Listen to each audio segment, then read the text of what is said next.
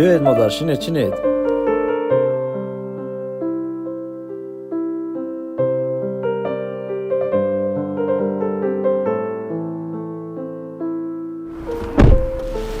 مادر جان سفرها بخیر. به کجا شما رو رسونیم؟ بچم از کار بر اومدم به خونه رفته استم. یک بچه دارم بیمار در خونه نزدیم میگم تسترک برم رس. شما را نشان ده مادر جان، ما حتما میرسونیم شما رو، چرا که نه؟ مادر جان تو قصه کنیم پسرتون چرا بیمار شده است؟ فرزندونم پسر من طول 2 سال است که بیمار است و کسلی میون گرفتار است. خدا به حال ما رحم کند مادر. ما همه برای همدیگریم. من شب و روز دعا میکنم که فرزندم رو پیش دکتر بختیار برم. شرایط ندارم، نمیدونم چیکار کنم.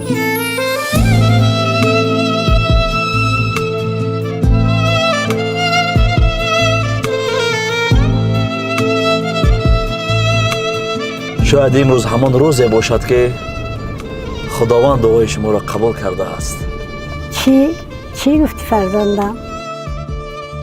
مادر جان، این دعای شما بود که ما را از دوشنبه به مومن آباد آورد. من همون بختیاری که شما دعا میکردین همون کس من هستم.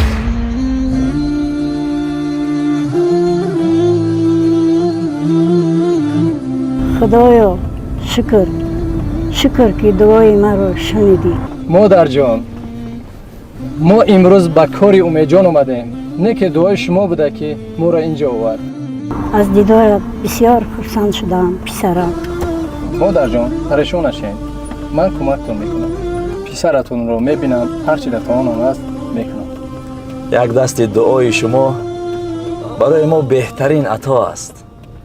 بیا اکنون از به نزد فرزندتان میرویم.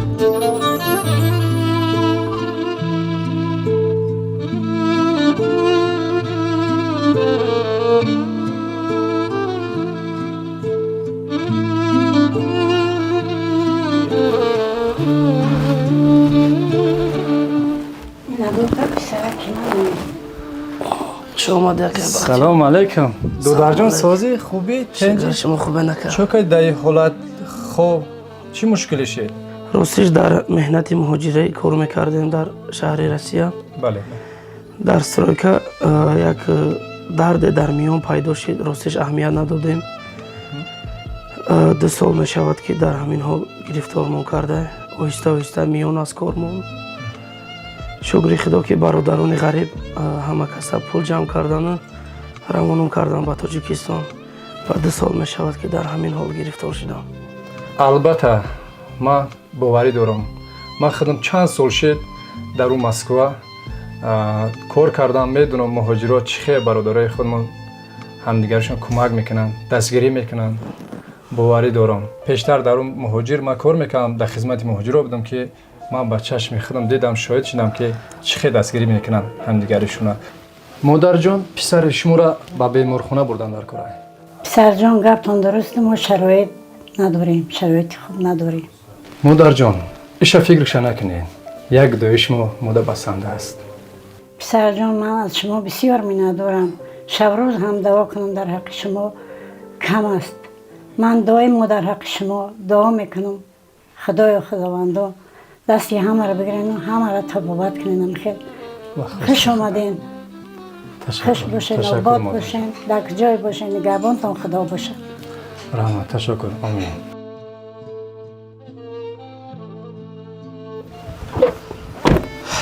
مادر جان خطا تشویش نتین، در این راه دراز ما فرزند شما را میبریم. دکتر تبابت میکنه، با خواست خداوند آورده باز در دستتان میسپاریم. شما خونه را نگاه کنین، در این راه دراز خطا آواره نکنین. رحمت کلام. خداوندان ساق سلامت برگردیم به خانه ما با بیاییم. تشکر. خدا سلامت باشین. دائم دستگیری خلق در خدمت خلق وطن باشین. تشکر.